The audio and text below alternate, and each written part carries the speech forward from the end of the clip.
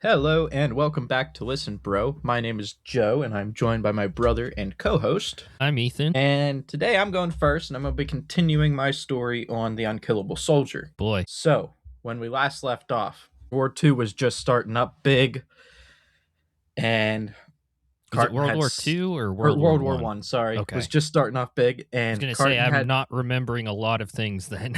Yeah.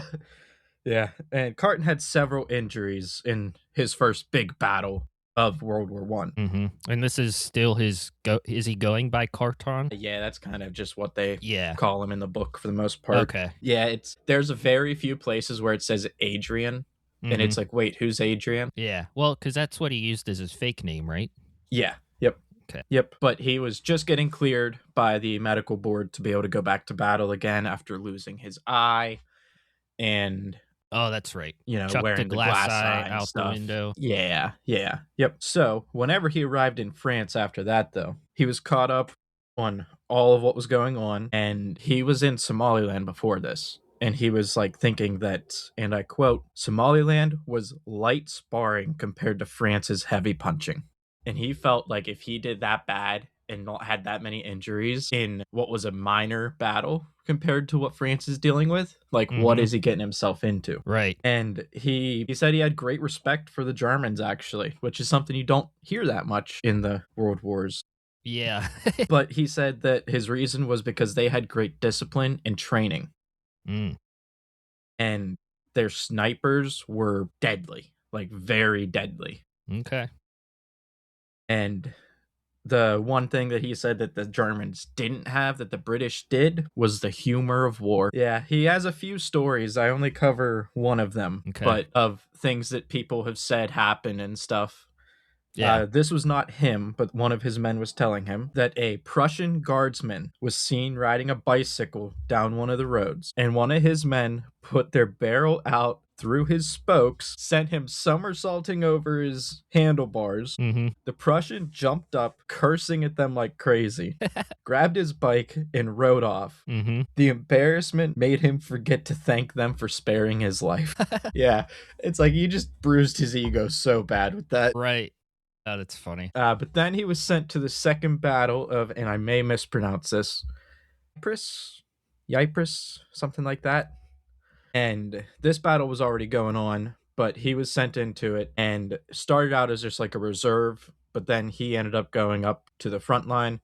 And they had to leave their horses behind because he was in the cavalry and plan their attack after the Germans used their first gas attack because they waited a while in between the two. So they had cotton and a little bit of cloth that they could put over their mouths, but they had to mix up, and he did not say what's in it, but he said a disturbing homemade liquid that you soak it in before you cover your mouth. So I'm imagining it's not something pleasant to put over your mouth, but at least doesn't burn as bad as the gases would. Right, yeah. The Germans were laying down heavy fire, and after standing to get a look at the situation, his second in command said, I wish you'd duck when those shells come.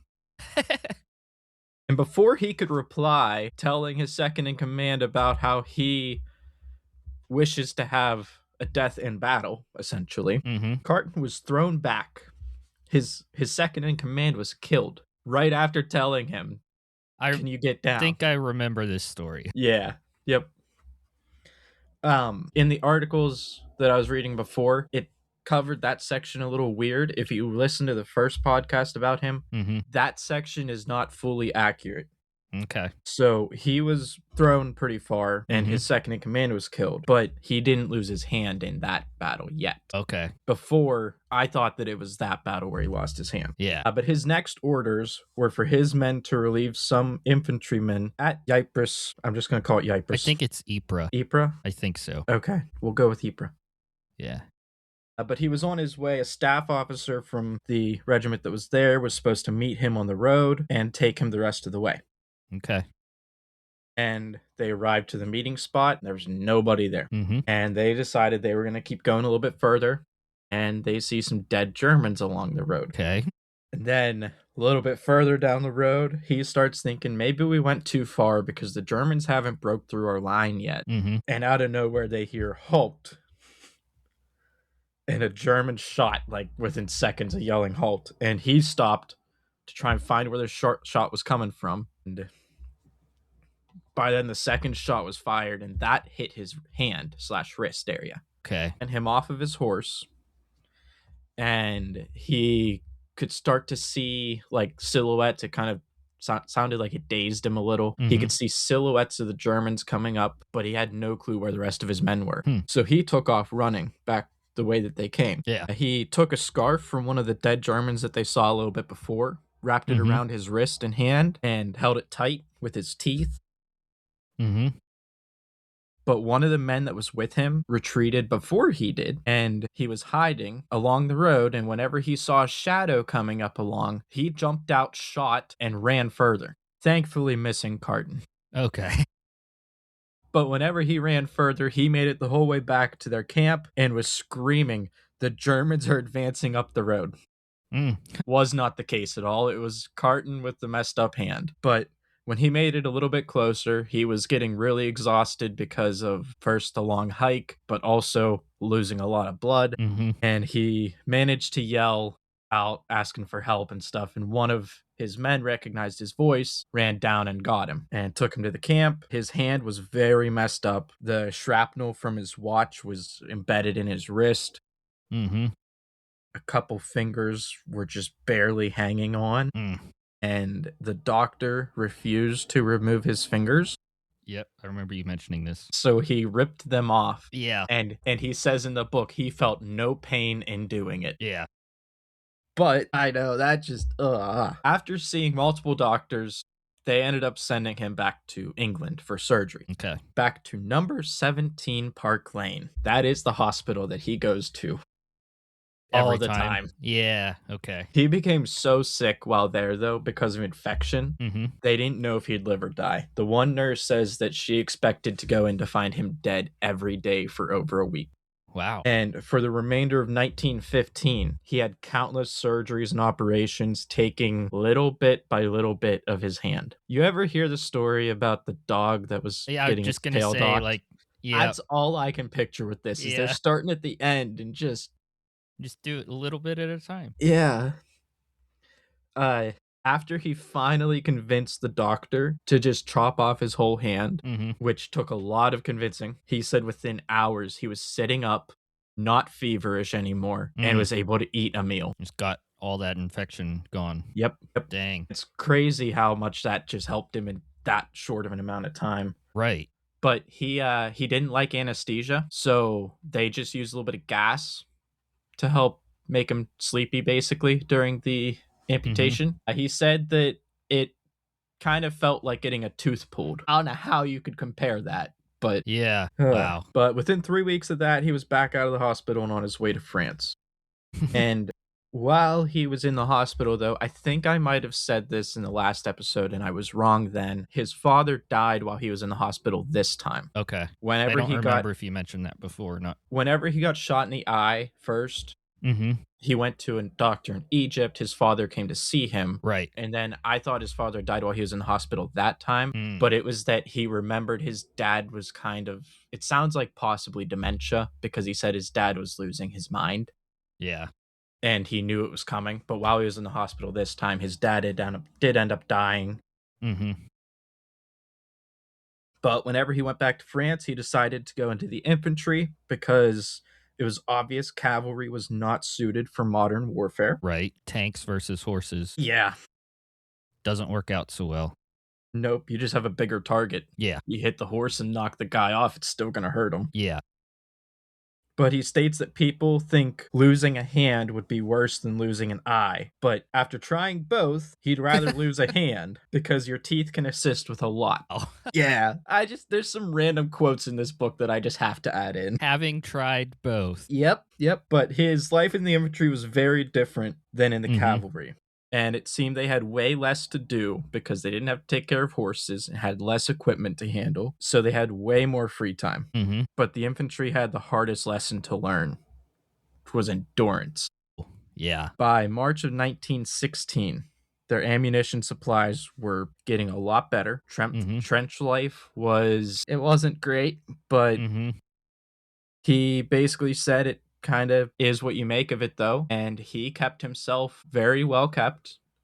Constantly made sure he had clean uniform on and stuff. He refused to sit in his little dugout area, and he wanted to be out with the men, and he always kept good spirits. Mm-hmm. And he said it drastically helped them. Like he said Of that, of course, this guy was in good spirits while they were in the trenches in World War One. huh? Yep. Wow. I mean, yeah, it's That's like, one of the worst yeah. situations to be in. He That's all you hear is horror stories of the Yeah, trenches. that's when I was reading this, I was, like, thinking, I'm like, did I learn it wrong? Like, were the trenches really No. as bad?" And I'm like, "This guy's just crazy." Yeah. No, they were bad. That's why like trench Mhm. foot, it's where that comes from. They were sick all the time, wet all the time, Yeah. just be miserable. Yep. But just before the Battle of the Somme, he was given command of the 8th Gloucesters, Okay. which he said were the nicest group of men that he could ever be in charge of. And when he took over, his predecessor's servant, Holmes, became his servant. Holmes was very annoying. Think there's a reason that the other guy didn't take him with him. Yeah. At first, Holmes was allowed to carry a gun Okay. until he decided to shoot at a German airplane while standing right by Carton's ear. So Carton took his gun and handed him all the stuff that he was carrying, which wasn't Mhm. much, but you don't have a gun anymore. Yeah. But Carton also was scared to carry a revolver or any form of gun himself for Mhm. fear that he would lose it on his men and shoot them. So his only weapon was his walking stick. Mhm. But on July 1st, he was tasked to capture La La Boiselle, or La Boiselle, I don't know. How do you spell it? Laboisselle. La Boisselle. La Boiselle. I don't know. But was only allowed to take 20. La Boiselle was one of the Germans' strongest positions at the Somme. Okay. There had already been 2 unsuccessful attacks, but his group of 20 men, which endured heavy casualties, managed to successfully capture it.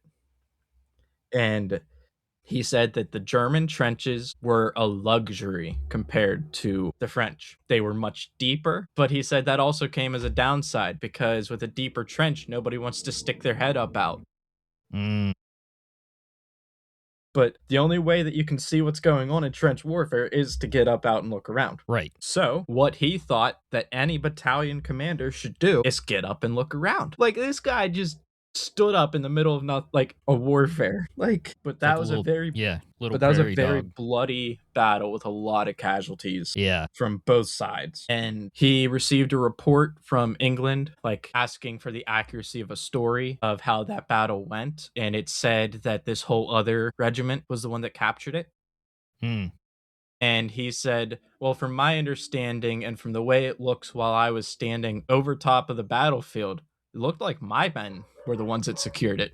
Yeah. Sent that back and never heard a reply since. Mm. But he was given more men and put in the reserve on July 4th. That same day, a German officer, unarmed, found his way stumbling into their trenches. Okay. He said he's been laying out in no man's land for days, has not eaten in days. When Carton asked him why he came in now, he said because it started raining. Why? So he could withstand shells dropping all over him, Yeah. but decided to surrender because of some rain. You know he was at his breaking point.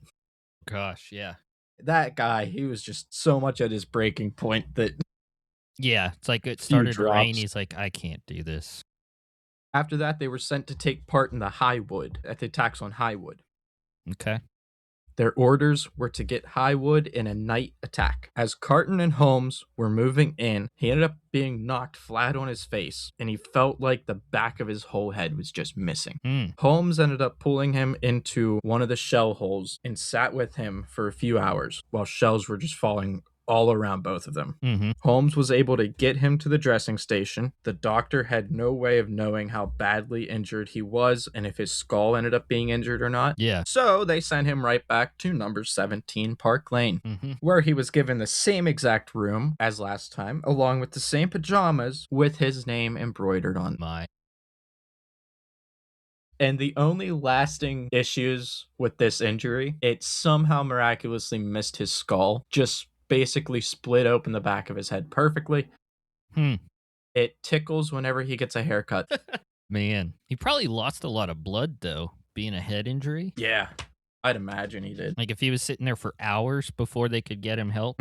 He says that Holmes was sitting there just talking to him like nothing was going on. Mm-hmm.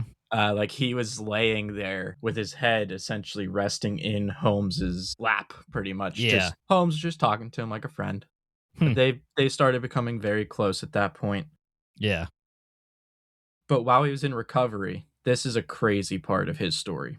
Which part isn't? Someone who served under him recognized him and asked if he would second him in a duel. Man. There was this guy harassing this lady that the person that asked Carton Mm-hmm. that guy liked. And he wanted to fight him to the death.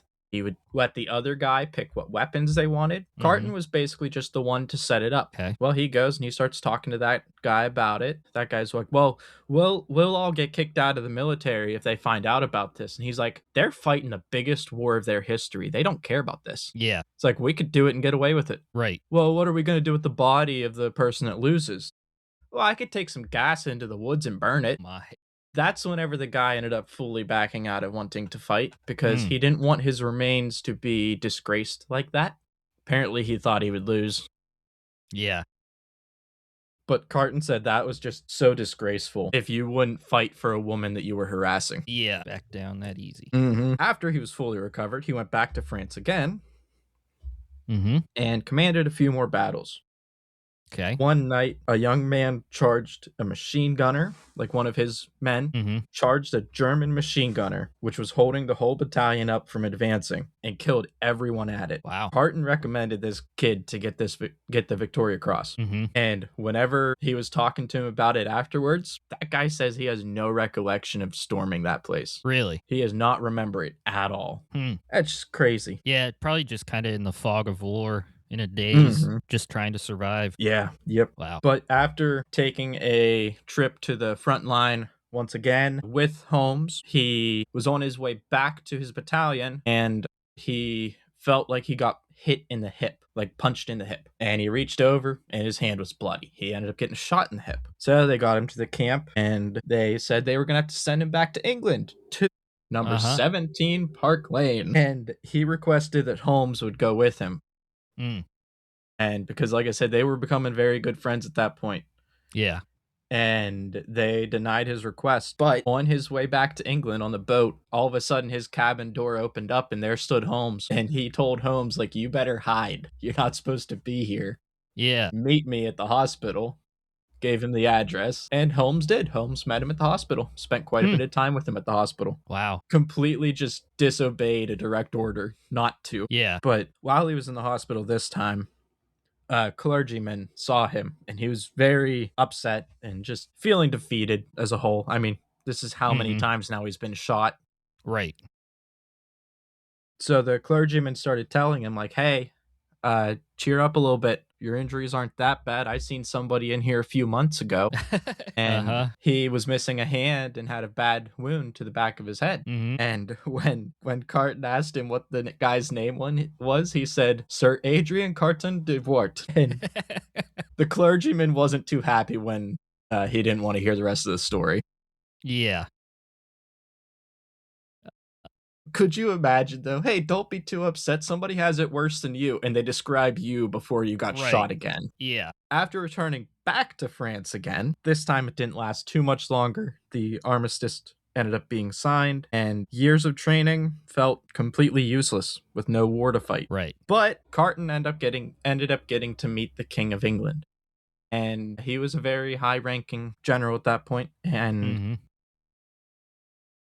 whenever he was meeting with the king, he thought it would be a funny thing to joke with the king about how he's not even British and he's serving in the British military. And he started serving in the military before he was of age to.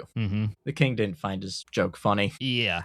I kind of grumbled at him a little about it. But yeah. Nonetheless, Adrian said, frankly, I enjoyed the war at the end of the chapter that ends World War I. My gosh. What a nut. How can you go through all of that and say that you enjoyed it? Right. But that's all I have for this episode. I thought I was going to get further, actually. there's just so much that happened in World War One with him. Yeah, it's I was gonna say a major war and the number of times he was injured and just Yeah. that one war. I just Wow. love how he was sent back to the same room, Yeah, had over and pajamas over. with his name embroidered on them. Yeah, that's funny. Well, as promised, I'm gonna start talking about America's founding documents. I was originally planning to go through the Declaration of Independence, Articles of Confederation, and the U.S. Constitution. However, I decided to save the Constitution for the next episode because there's just too much to try to fit into one. Mhm. So here's a little bit of the backstory. If you remember American Revolution, we had the First Continental Congress. They're the ones who tried to negotiate with the king. King denied them, led to starting the war, Lexington and Concord. Then they have the Second Continental Congress, and they send the olive branch petition to the king, and the king just declares them in rebellion. This is that same Second Continental Congress is still meeting. They meet for years. And in mid-May 1776, by this point, the fighting's been going on for over a year, and 8 of the 13 colonies supported the idea of American independence. On June 7th, a guy named Richard Henry Lee from Virginia, he presented a resolution before Congress. And here's a quote from the resolution. These united colonies are and of right ought to be free and independent states, that they are absolved from all allegiance to the British crown, and that all political connection between them and the state of Great Britain is and ought to be totally dissolved. They, presents this to Congress. Congress has to decide if they are in support of that or not. And on June 11th, so like the following week, a 5-man committee was appointed to draft a formal statement justifying the colony's separation from Britain. So the committee included Benjamin Franklin and 2 future presidents, John Adams and Thomas Jefferson. Okay. And Thomas Jefferson was chosen to draft the Declaration. He'd write the first version of it. Now, Jefferson was only 33 years old. He was one of the youngest delegates in Congress. He was a Virginian, which, if you remember before, like they selected George Washington to lead the army in part because he was a Virginian. It was important to have Virginia on board. Mhm. So that, kind of plays in a little bit. It's the whole politics thing. He was a Virginian, but according to John Adams, Jefferson had the fewest enemies in Congress and was the best writer in the committee. He was also known for being like quiet and shy. But so Jefferson writes his original draft of the Declaration of Independence, and then he took it to Benjamin Franklin and John Adams and asked them to critique it, and then took it to the rest of that 5-man committee, and then to Congress. So Congress reconvened as a whole on July 1st. So this is just 20 days later. Yeah. And Congress decided to adopt Richard Henry Lee's resolution for independence, that thing I quoted at the beginning. Mhm. They decided to adopt that. Congress then began, so they basically decide, yes, we support independence. So then they start debating over the Declaration of Independence, the wording of it. Mhm. They continued debating on this and making small changes, cutting some things, rewording some things until into the morning of July 4th. And Congress officially adopted and published the Declaration. And it was something like a fifth of what Jefferson had written and presented was either revised or removed. Okay. But that means that a large, for the Yeah. most part, what Jefferson wrote is what was kept or what was Yeah. signed or agreed on. So basically, they just debated on it a little bit. Yeah, debated on it, removed some things, reworded some things. Yeah. Politics.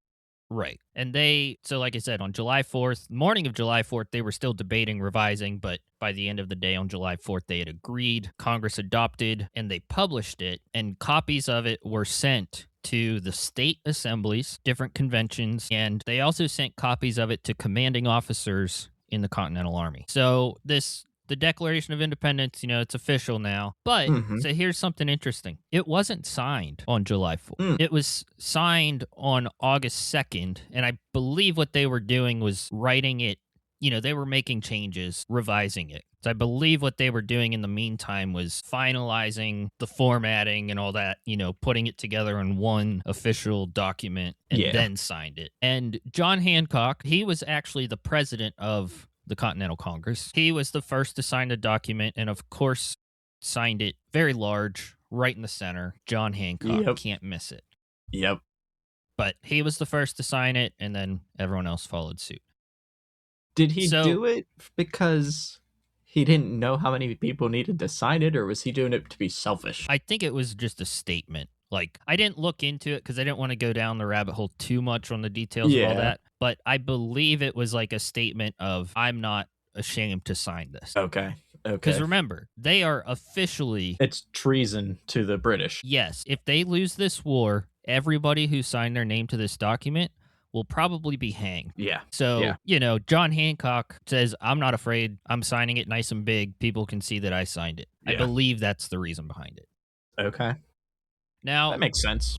the Declaration of Independence is not a long document. It's really not at all. Yeah. And I would very strongly advise any American who has not read it, read it. If you have not read it recently, read it again. This is, after all, the 250th anniversary of the Declaration of Independence. And like Thomas Jefferson wrote it, but it's not like all of the phrases, all the ideas were new. He drew off of other documents, things that people had written, ideas that were kind of just, Mm-hmm. but what they needed was a clear statement. This is a declaration. So compile all these thoughts, make it something that all the colonies can agree to, and it makes our intentions clear. So I'm going to read part of it, and this is how it starts. Actually, so it starts, real big at the top of the page, in Congress, July 4th, 1776. Mm-hmm. The next line, if you look at like the, official document, the next line is also in big font. It's smaller than that in Congress, but still bigger than the rest of it. That line is the unanimous declaration of the 13 United States of America. That line is the only line that was added or changed between July 4th and them signing it on August 2nd. This is the unanimous declaration of the 13 United States of America. And this opening paragraph it's just like so eloquent, so well written. When in the course of human events, it becomes necessary for one people to dissolve the political bands which have connected them with another, and to assume among the powers of the earth the separate and equal station to which the laws of nature and of nature's God entitle them. A decent respect to the opinions of mankind requires that they should declare the causes which impel them to the separation. That is nice. What that basically means is, if you're going to break up with somebody, the decent thing to do is to tell them why. That's basically what it says. Mm-hmm. But it's just so well written. And that is like not just in America, like around the world. That has been used to rally people around like a revolutionary cause. Okay. Because when in the course of human events, it becomes necessary for one people to dissolve the political bands which have connected them with another. Mm-hmm. It's just a powerful, powerful statement. Now, you will recognize some. So that's like the introductory paragraph, the preamble, Mm-hmm. and you have like the main body, and you'll probably recognize some of this. I don't know how far. I might just end up reading this entire paragraph because it's really not all that long. But it's just written so well. Mm-hmm. We hold these truths to be self-evident, that all men are created equal, and that they are endowed by their Creator with certain unalienable rights, that among these are life, liberty, and the pursuit of happiness, that to secure these rights, governments are instituted among men, deriving their just powers from the consent of the governed, that whenever any form of government becomes destructive of these ends, it is the right of the people to alter or abolish it, and to institute new government, laying its foundation on such principles and organizing its powers in such form as to them shall seem most likely to affect their safety and happiness. Prudence, indeed, will dictate that governments long established should not be changed for light and transient causes, and accordingly, all experience hath shown that mankind are more disposed to suffer while evils are sufferable than to right themselves by abolishing the forms to which they are accustomed. But when a long train of abuses and usurpations pursuing invariably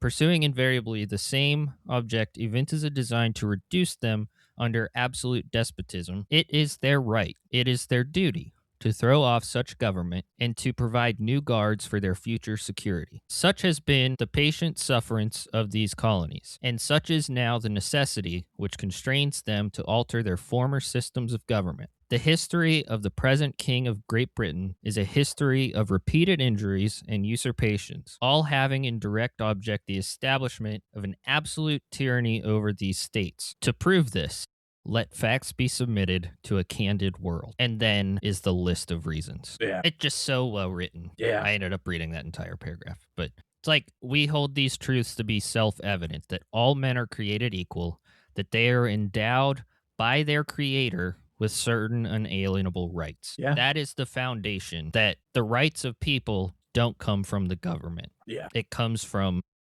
the creator. And this, like, people will say America's wasn't founded as a Christian nation.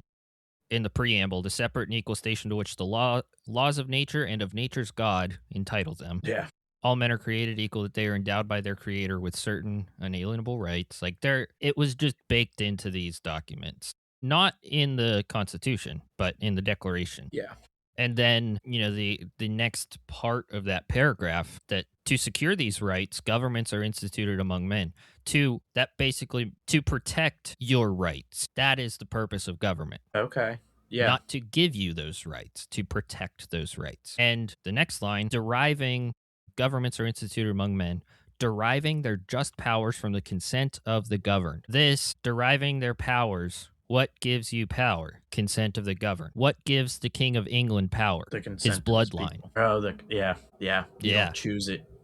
Right. That's, that's a revolutionary. Yeah. The monarchy, you can see it, like, even in the Declaration. This is not the Constitution. This does not actually establish how the government will run, but it's baked in even to this, that the consent of the governed gives you authority and powers. Yeah. And the purpose of the government is to protect your rights, not to give you rights. And next line, that whenever any form of government becomes destructive of these ends, it is the right of the people to alter or abolish it and to institute new government. It's just, it's so well written. It is. Yeah. I've never actually read it before. It is so, like, I've read it a handful of times. Every time I read it, it's so impressive. Mm-hmm. Now, it goes on with a long list. I'm going to read a couple of these just because we talked about things in previous episodes that will make them make sense. He has forbidden his governors to pass laws of immediate and pressing importance unless suspended in their operation till his assent should be obtained, and when so suspended, he has utterly neglected to attend to them. Basically, the king required that if the colonies were going to pass a new law within the colony, the king had to approve of them first. Mhm. But they would send him a new law, and he would ignore it, never approve it. Yeah. He has called together legislative bodies at places unusual, uncomfortable, and distant from the depository of their public records for the sole purpose of fatiguing them into compliance with his measures. So he would do things like in Massachusetts, call the state assembly they have to meet somewhere other than Boston, which is like, why? Yeah.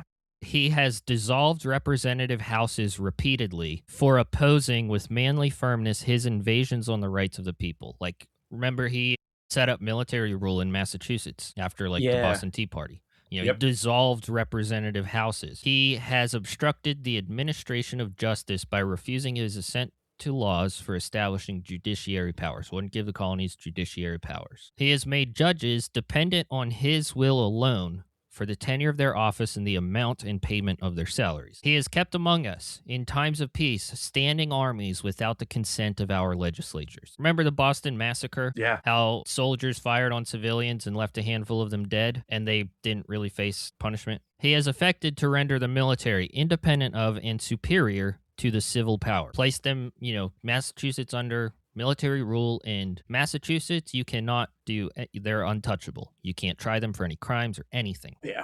For cutting off our trade with all parts of the world, for imposing taxes on us without our consent, for depriving us in many cases of the benefits of trial by jury, for transporting us beyond seas to be tried for pretended offenses, because he'd haul people off to England for a trial. And how is that going to be fair? Exactly. He has plundered our seas, ravaged our coasts, burnt our towns, and destroyed the lives of our people. So, yeah, and there's many more. But then there's closing paragraphs, the first one. In every stage of these oppressions, we have petitioned for redress in the most humble terms. Our repeated petitions have been answered only by repeated injury. A prince whose character is thus marked by every act which may define a tyrant is unfit to be the ruler of a free people. Ooh. Did you remember at the beginning, they're sending the Declaration of Rights and Grievances? It's, hey, these are the things we're not happy about. Please treat Mm-hmm. us like citizens of England. Give us a fair seat at the table. Stop treating us as less. And then they sent the olive branch petition, and the king said colonies are in rebellion. Like they tried. Mm-hmm. And then the closing paragraph. We, therefore, the representatives of the United States of America, in General Congress assembled, appealing to the supreme judge of the world for the rectitude of our intentions, do, in the name and by authority of the good people of these colonies, solemnly publish and declare that these united colonies are, and of right ought to be, free and independent states, that they are absolved from all allegiance to the British crown, and that all political connection between them and the state of Great Britain is and ought to be totally dissolved, and that as free and independent states they have full power to levy war, conclude peace, contract alliances, establish commerce, and to do all other acts and things which independent states may of right do. And for the support of this declaration, with a firm reliance on the protection of divine providence, we mutually pledge to each other our lives, our fortunes, and our sacred honor. Hmm. Now that probably sounded familiar, some of that, Some of it, yeah. because that thing I read at the beginning, Richard Henry Lee of Virginia, this was the quote I read. These united colonies are, and of right ought to be, free and independent states, that they are absolved from all allegiance to the British crown, and that all political connection between them and the state of Great Britain is and ought to be totally dissolved. So, like, that's Mm-hmm. just an example of Thomas Jefferson wasn't coming up with new things when he wrote this. Yeah. Yep. But the paragraph, that was the final paragraph. The paragraph right before that says, it ends with, we must therefore acquiesce in the necessity which denounces our separation and hold them as we hold the rest of mankind, enemies in war, in peace, friends. Which again, olive branch petition, all of these things saying, hey, we want peace. We don't want issues. They're saying here, like, we, Want to be allies whenever we're done. as based on the situation right now, we'll be enemies in this war. But in peace, we intend to be friends. Mm-hmm. But yeah, dude, Declaration of I always Independence. wondered how that worked. I didn't realize it was in the Declaration of Independence, like whenever the war's over, we'll be like allies. Yeah, well, and that because just isn't that one of the greatest allies? it is today. Yeah. Our first two wars were fought against the British. Yeah. I always thought that was crazy how we went from that to Mm-hmm. But like I said, this is not a governing document that defines how the United States government will work. It's simply a declaration to the world declaring independence and stating the intentions of the American colonies. So, Mhm. it is the intention Yeah. that, in peace we would be friends. So, okay, I'm not going to talk about the Declaration of Independence anymore. I'm going to go real quick. Like I said, everybody should read it.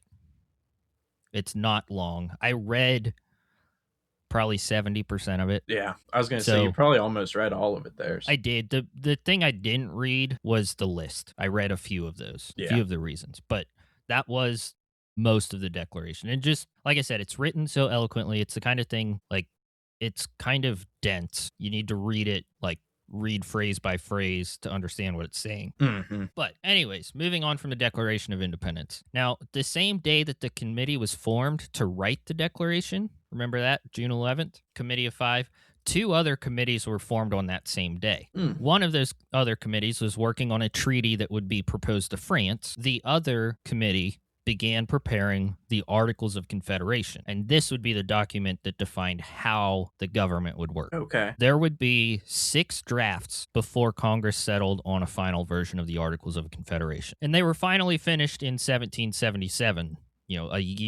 over a year later. Mm-hmm. But they wouldn't be ratified until 1781. All the states, like, once it passed through Congress, all the states had to approve it. Yeah. So that didn't happen until 1781 because there were fears of central authority and some details about land claims in the states by states. Maryland was actually the state that held out. But Really? yeah, well, and they didn't have like western lands. They were kind of just on the coast. They were afraid that was like the land claims was one thing they were afraid of. But anyways, in the Articles of Confederation, Congress was given authority to make treaties and maintain armed forces and currency. They did not, however, have the ability to levy taxes and regulate commerce. Now, Okay. the articles, there's a reason I'm not spending a whole lot of time on it. They didn't last very long. Ratified in 1781, they didn't last long. This form of government did not include an executive or judicial branches. Yeah. It was just Congress. Yeah. Like, imagine today if the only leading body in our government was Congress. No Supreme Court, no president, just Congress. Yeah. Nothing would get done. No, they can't decide on anything. Right. One of the reasons they set it up that way, and you have to remember what they're coming from. Monarchy, strong government. Yeah, they have their colonies and their state assemblies, but in the end, it was the king in charge. Yeah. They didn't want to just establish a new strong central government that would overpower everything. Yeah. So, it makes sense why they did it that way, but the lack of a strong central government, though, meant the states, they were basically just acting independently. They didn't have a strong tie. They were tied in some ways, but they made an attempt to amend the articles to give Congress the power to tax. However, those amendments failed twice. Part of the reason they failed, and this is something that would change in the Constitution, an amendment to the Articles of Confederation required consensus from all 13 colonies, 100%. So, of course it did not get through. Yep. The second time it failed was in 1786. Almost immediately, they called for the Constitutional Convention, which met in Philadelphia in 1787. And that is where they would write the U.S. Constitution. Okay. So is that significant with the Liberty Bell too? Yes. The Liberty Bell. Actually, when the Declaration of Independence was published, there was a public reading. Somebody read it. It wasn't led by Congress or anything, but somebody read the Declaration and it said there were lots of celebrations and it was a big deal. But one of the things, and I don't know if there's general consensus on if it's true or not, but one of the things that's been said is that the bell in the Philadelphia State House, Independence Hall, was constantly ringing all day long.